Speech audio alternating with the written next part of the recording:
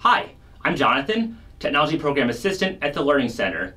If you've ever been to the Learning Center, you've probably met some of our awesome tutors, many who are also available online as e-tutors. However, it can be a little tricky getting on e-tutoring for the first time, so I made this video to help you get started and hopefully cut down on the frustration factor. And with that, let's begin. First, a quick checklist of things you should have to ensure the smoothest possible e-tutoring experience. Use a proper desktop or laptop. Smartphones and other mobile devices are great tools of convenience, but don't work well with e-tutoring. You also want to make sure you're using Firefox as your web browser, as the e-tutoring software is pretty buggy on other browsers. If you don't yet have Firefox, no sweat. Just go to the Mozilla website to download the latest version of Firefox. Finally, you'll want to have a really reliable internet connection. This may seem like a no-brainer, but the e-tutoring platform is notoriously fussy about the quality of the internet connection. If your connection times out for even a second, you'll be likely to get booted out of the eChat room and get this screen, meaning you have to log in again.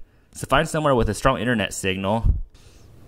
Having attained these three things, we're ready to log into eTutoring.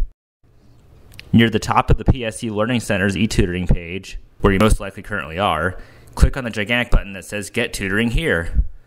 This should bring up the familiar CAS login screen, where you simply enter your Odin username and password like you would for your PSU email or D2L. However, it's also possible you may get one of these two error screens. Usually, this just means that your Odin account isn't in the eTutoring database yet, which we can easily fix if you email us at tutoring@pdx.edu. When you log into eTutoring for the first time, you'll be prompted to confirm that your username and contact information is correct. Feel free to change your first name to your preferred name if you have a specific one you prefer to go by. However, do not change the email address, as this can cause problems logging on in the future, since all student e-tutoring accounts are linked to PSU emails.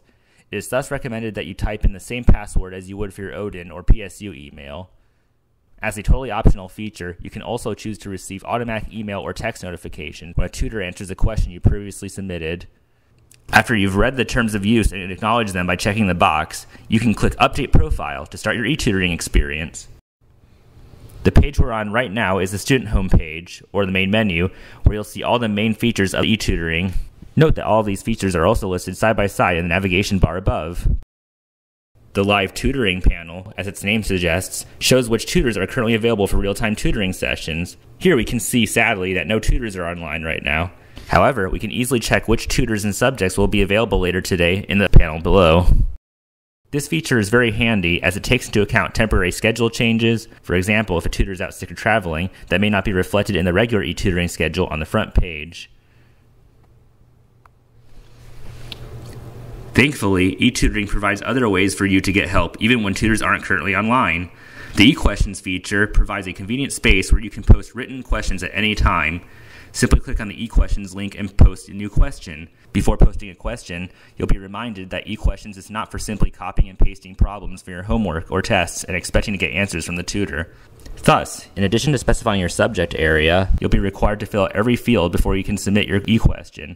It is also your responsibility to show work you've already done on the problem and articulate where the main difficulty or confusion is. You can always revisit any eQuestions you've posted under your archived eQuestions.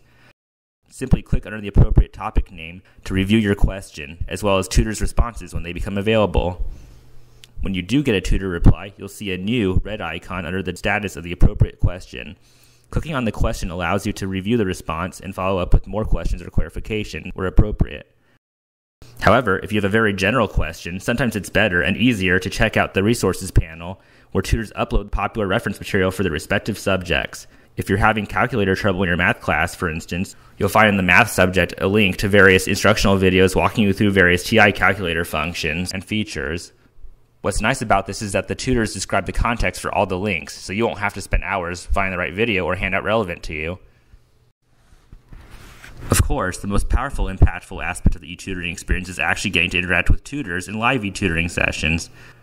When tutors are available for your subject, you can enter their live chat room. Let's get some help on trigonometry by selecting the math tutor who, lucky for us, doesn't have any other students right now. If nothing happens when you click on this button, there's a good chance that your pop-up blocker is preventing the eChat window from opening up. To check your pop-up settings on Firefox, click on the top right menu icon with the three horizontal lines and go to Preferences from the drop-down menu. This should bring up a new tab where you can go into Content Settings and see if Firefox is currently blocking all pop-up windows. You can disable this pop-up blocker by simply unchecking the box. Note that the eChat window runs on a Flash-based platform, so you may be prompted to install Adobe Flash if Firefox doesn't detect a recent version of it installed. With Flash properly installed, you should see the eChat room loaded via Adobe Connect. With Adobe Connect successfully loaded, you should hear a doorbell sound, announcing your entry into the eChat room. Looking around the eChat room, you'll notice lots of features organized into rectangular modules called pods. This may look overwhelming at first, but don't worry, there's really only a few pods that are essential for you to know right now.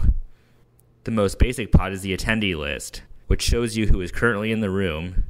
The person at the top, under hosts, is a tutor, and everyone else listed below are the students, including you. Right now, we can see that I'm the only student in the room, so me and the tutor can start chatting right away.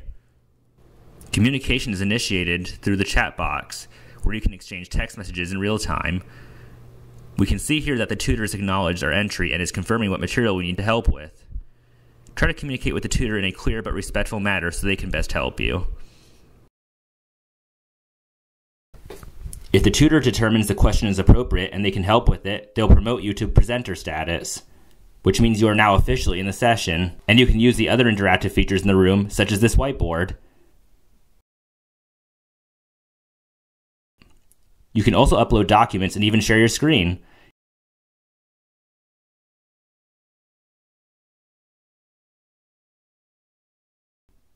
If you need help accessing these or any other features, the tutor will be very happy to help.